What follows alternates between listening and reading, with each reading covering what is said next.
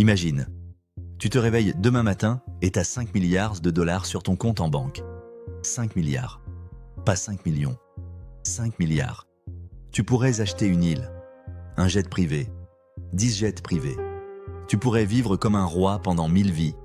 Maintenant, imagine que cet argent, tu l'as volé à des gens qui crèvent de faim, à des gens qui n'ont pas d'eau potable, à des enfants qui ne peuvent pas aller à l'école.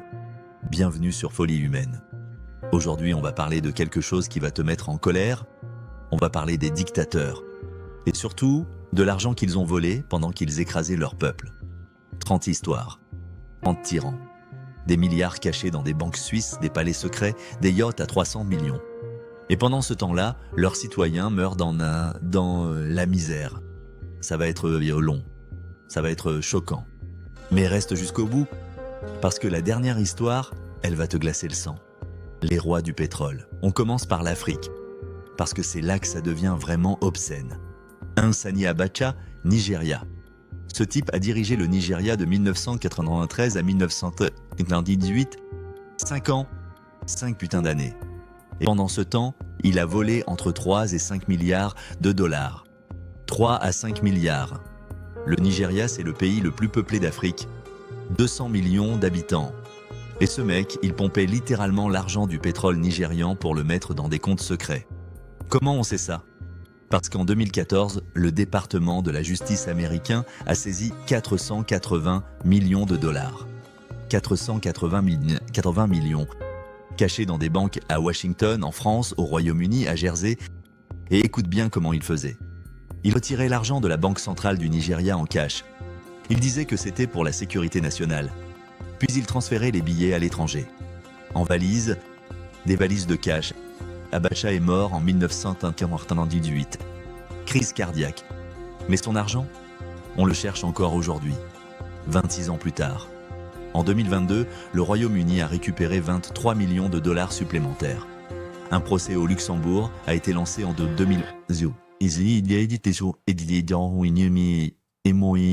En 2011, 13 ans après sa mort. Le Nigeria a récupéré environ 1 milliard 300 millions au total. Sur 5 milliards volés. Tu vois le problème ?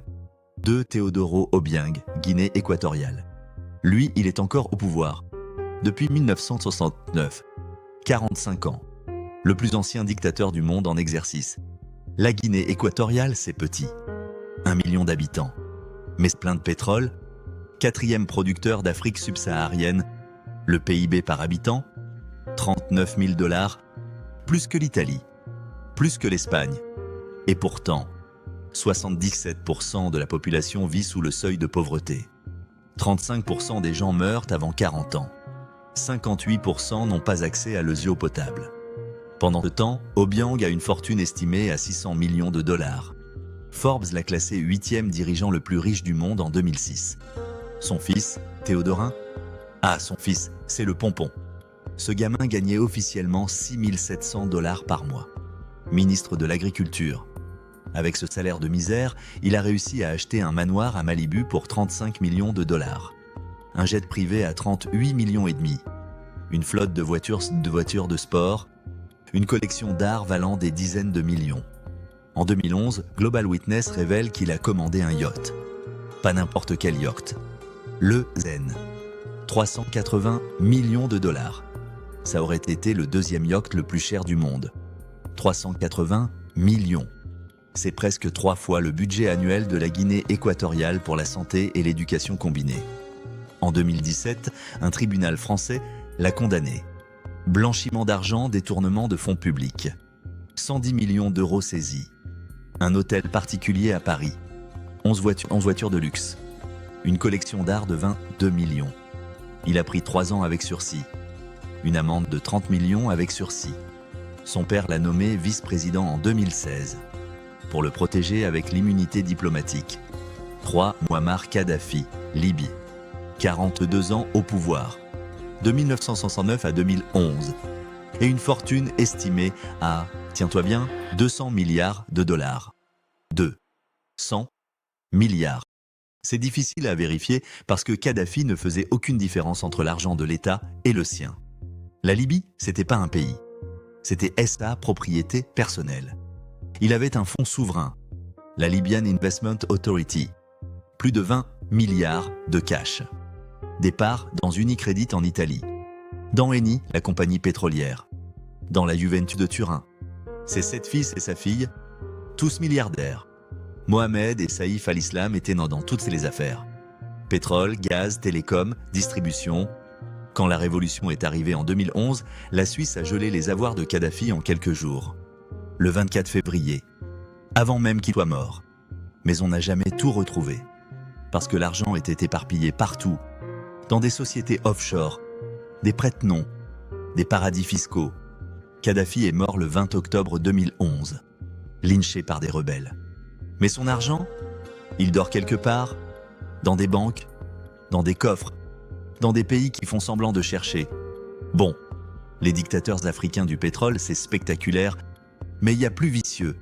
Il y a ceux qui volent en silence.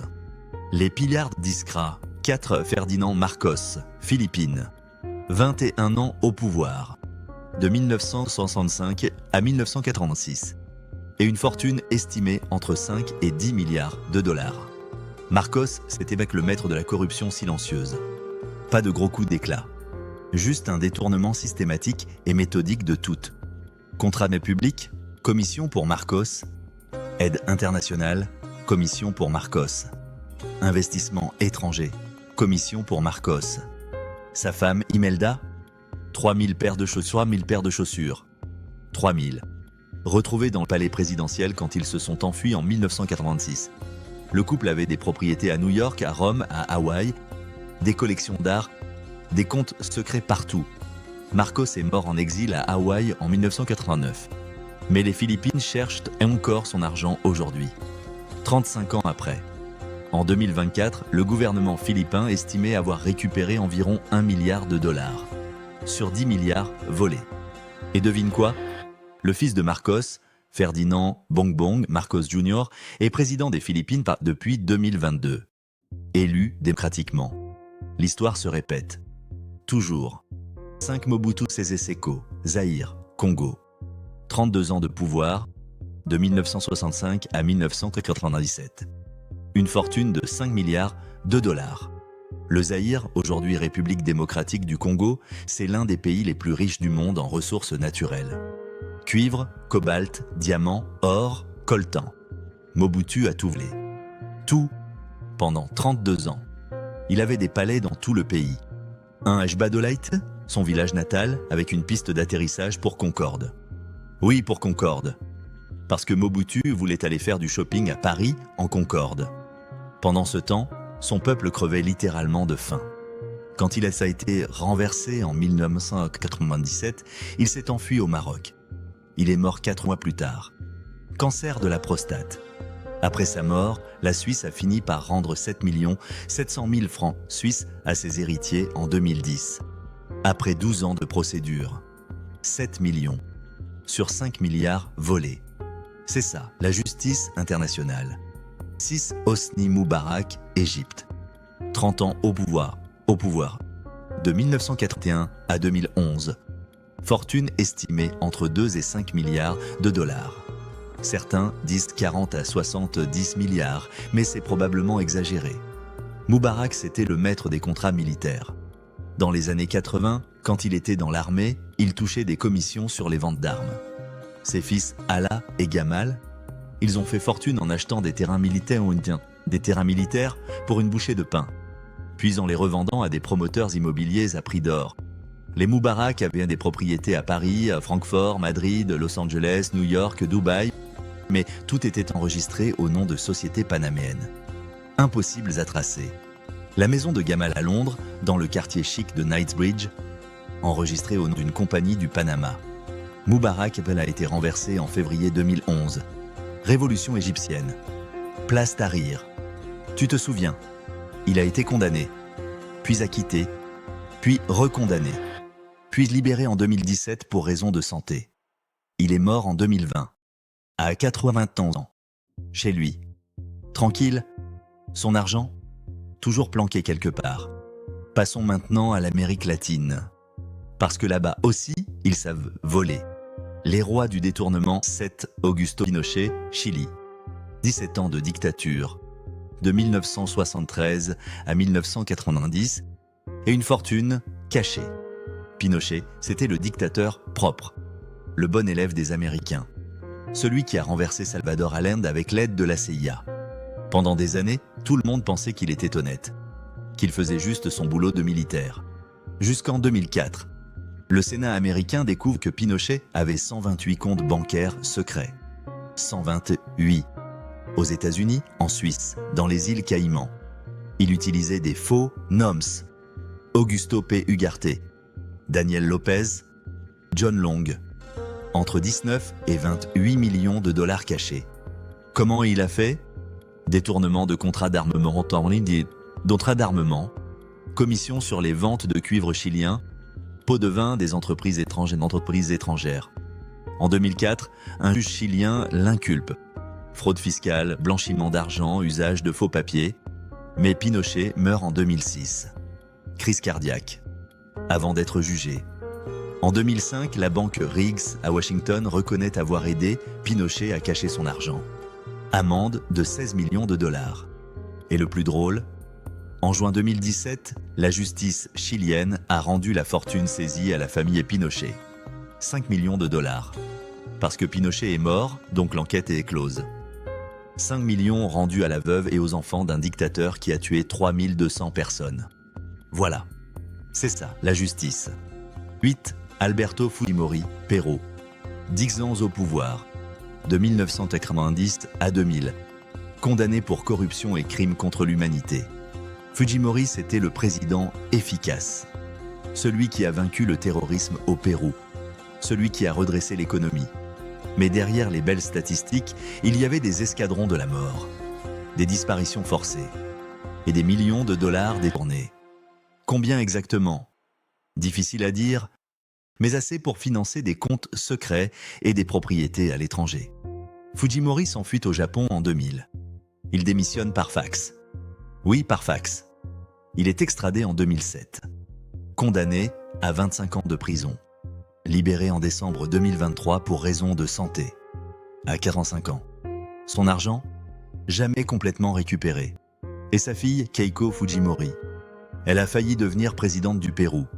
3 fois candidate, 3 fois battue de justesse. 9. Hugo Chavez, Nicolas Maduro, Venezuela. Chavez a dirigé le Venezuela de 1929 à 2013. Maduro a pris la suite. Le Venezuela, c'est le pays avec les plus grandes réserves de pétrole du monde. Plus que l'Arabie Saoudite. Et pourtant, aujourd'hui, les Vénézuéliens crèvent de faim. 6 millions de personnes ont fui le pays. Où est passé l'argent du pétrole? Dans les poches de la famille Chavez et de ses amis. La fille de Chavez, Maria Gabriela, elle vit à New York. Fortune estimée à plusieurs milliards de dollars. Maduro et son entourage? Compte secret en Andorre, en Suisse, à Dubaï. En 2020, la justice américaine a inculpé Alex Saab, un homme d'affaires colombien proche de Maduro, pour blanchiment d'1 milliard de dollars. 1 milliard. Pendant que les Vénézuéliens fouillent les poubelles pour manger. Maintenant, on va en Asie. Parce que là-bas, ils sont encore plus doués pour cacher. 10. Suharto, Indonésie. 32 ans de pouvoir. De 1966 à 1998. Fortune estimée entre 15 et 35 milliards de dollars. Transparency International l'a classé numéro 1 des dirigeants les plus corrompus de l'histoire moderne. Numéro 1. Devant Marcos. Devant Mobutu. Devant tout le monde. Comment? Corruption systématique. Tous les contrats publics passaient par lui. Toutes les licences d'exportation, toutes les concessions pétrolières, ses 6 enfants contrôlaient des pans entiers de l'économie indonésienne. Banque, télécom, plantation, industrie. Suharto a été renversé en 1998. Crise financière asiatique. Émeute dans les rues. Il est mort en 2008. Jamais jugé, jamais condamné. Son argent, toujours là, dans les poches de ses enfants et petits-enfants. 11. Hun Sen, Cambodge, au pouvoir depuis 1985. 39 ans, le premier ministre le plus ancien du monde. Hun Sen et sa famille contrôlent tout au Cambodge.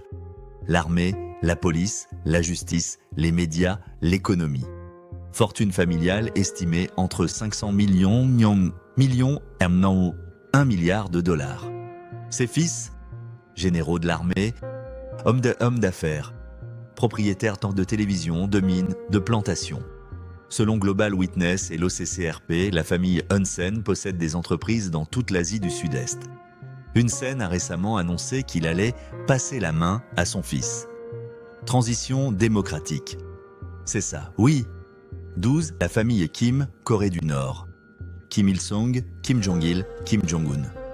3 générations. Depuis 1948. Fortune estimée de Kim Jong-un, 5 milliards de dollars. Comment? Vente d'armes, trafic de drogue, cyberattaque, contrefaçon de dollars, exportation illégale de charbon. Kim Jong-un a des yachts de luxe, des voitures de sport importées en contrebande, des villas à Pyongyang. Pendant ce temps, des millions de Nord-Coréens souffrent de malnutrition chronique. Des organisations comme C4ADS ont documenté comment la Corée du Nord contourne les sanctions internationales. Sociétés écrans en Chine, en Russie, en Afrique. Kim Jong-un achète du cognac Hennessy à 300 $ la bouteille. Ses citoyens mangent de l'herbe. Vous pensiez que c'était réservé aux pays pauvres? Non. Les Européens aussi. Les Européens corrompus. 13. Vladimir Poutine, Russie. Depuis 2000. 24 ans. Fortune estimée entre 70 et 200 milliards de dollars. 200 milliards. Ça ferait de lui l'homme le plus riche du monde. Devant Elon Musk, devant Jeff Bezos. Comment on sait? Enquête d'Alexei Navalny, le documentaire Le Palais de Poutine. Les révélations des Panama Papers et Pandora Papers. Poutine possède un palais sur la mer Noire. 1 milliard d'euros. Oui, 1 milliard d'euros pour une maison. Piscine, casino privé, vignoble, théâtre, patinoire. Le tout payé par des hommes d'affaires proches du Kremlin, qui ont ensuite récupéré des contrats publics. Poutine a des yachts. Plusieurs. Un de 400 millions de dollars.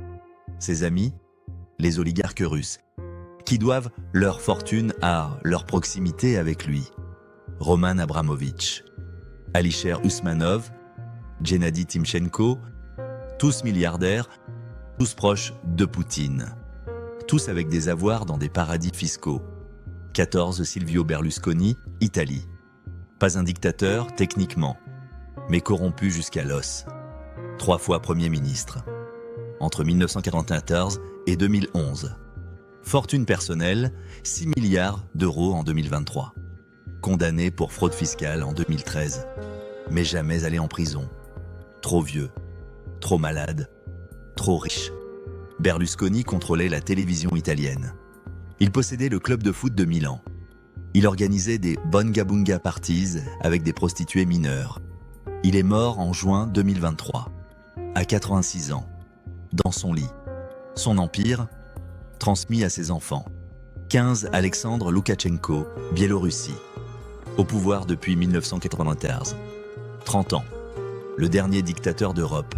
Fortune personnelle difficile à estimer. Mais son fils Victor contrôle l'agence de sécurité nationale. Sa famille possède des entreprises d'État. Loukachenko a truqué l'élection de 2020. Les Biélorusses sont descendus dans la rue. Il a envoyé la police. Des milliers d'arrestations. Des centaines de tortures.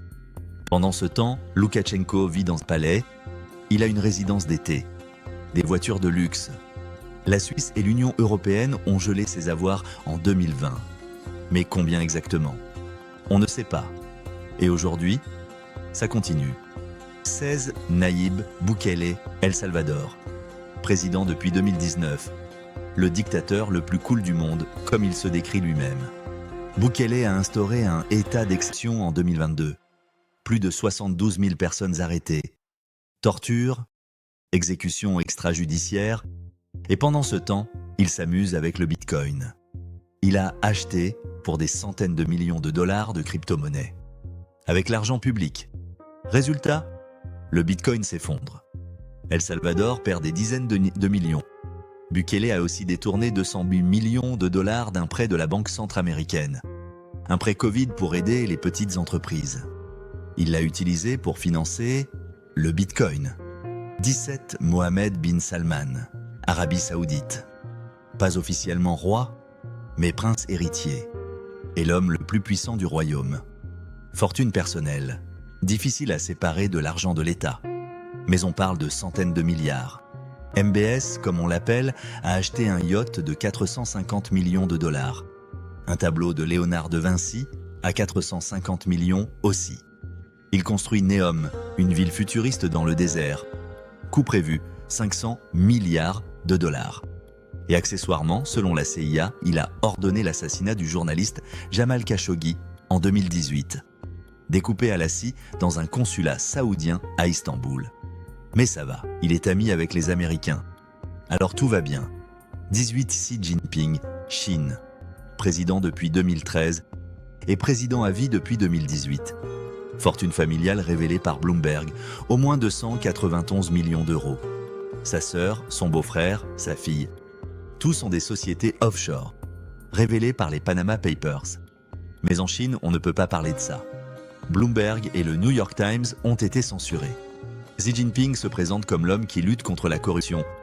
Il a fait arrêter des centaines de milliers de fonctionnaires corrompus. Mais bizarrement, sa propre famille est intouchable. Comme toujours. Voilà. 18 dictateurs, des dizaines de milliards de dollars volés. Combien exactement ? Personne ne sait. Mais selon l'économiste Raymond Baker, entre 20 et 40 milliards sortent chaque année des pays en développement. Selon le CCFD Terre Solidaire, entre 105 et 180 milliards de dollars volés dorment dans des paradis fiscaux. Et on en récupère combien ? Entre 1 et 4%. 1 à 4%. C'est pour ça que Mobutu est mort au Maroc, que Pinochet est mort chez lui, que Marcos a été enterré en héros national. Parce que l'argent, une fois caché, il est presque impossible à récupérer. Les banques suisses, elles font semblant de coopérer. Mais elles se règnent les pieds pendant des années. Les îles Vierges britanniques, les îles Caïmans, le Panama, ils protègent leurs clients. Parce que c'est leur business. Des milliers de milliards cachés. Des fortunes de dictateurs, de mafieux, de corrompus. Et nous, on regarde. Impuissants. Alors la prochaine fois que tu entends parler d'un dictateur qui tombe, pose-toi la question, où est son argent ? Parce que lui, il le sait. Ses enfants, ils le savent. Ses avocats, ils le savent. Mais les gens qu'il a volés, eux, ils ne reverront jamais cet argent. Jamais. Abonne-toi à Folie Humaine, partage cette vidéo, parce que ces histoires, elles doivent être racontées. Et surtout, ne crois jamais que la justice finit toujours par gagner. Parce que l'argent gagne toujours.